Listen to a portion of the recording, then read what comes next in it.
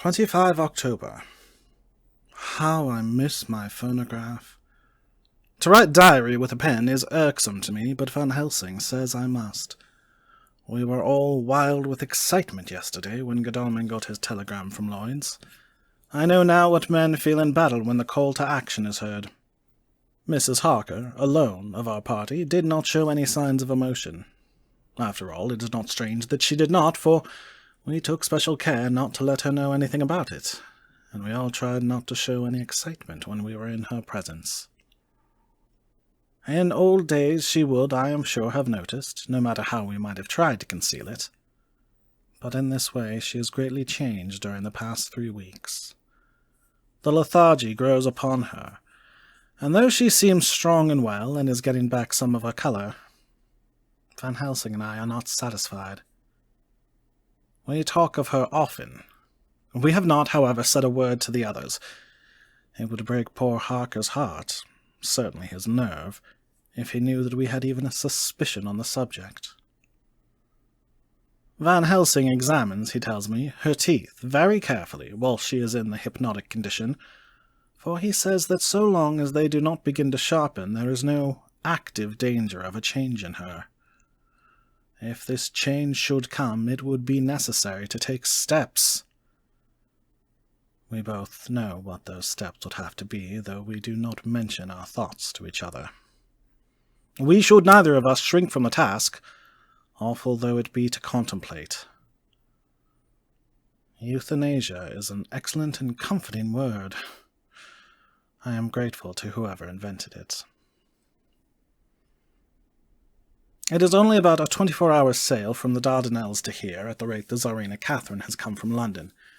She should therefore arrive some time in the morning, but as she cannot possibly get in before then, we are all about to retire early. We shall get up at 1 o'clock, so as to be ready. 25 October, noon. No news yet of the ship's arrival. Mrs. Harker's hypnotic report this morning was the same as usual, so it is possible that we may get news at any moment. We men are all in a fever of excitement, except Harker, who is calm. His hands are cold as ice, and an hour ago I found him wetting the edge of the great Gurkha knife which he now always carries with him. It will be a bad lookout for the Count if the edge of that kukri ever touches his throat, driven by that stern, ice-cold hand.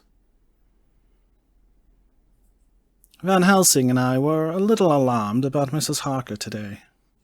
About noon she got into a sort of lethargy which we did not like, although we kept silence to the others. We were neither of us happy about it. She had been restless all the morning, so that we were at first glad to know that she was sleeping.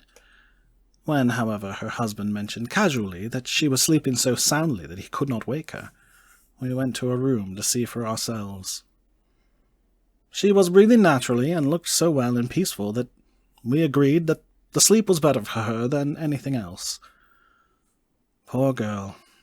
She has so much to forget that it is no wonder that sleep, if it brings oblivion to her, does her good.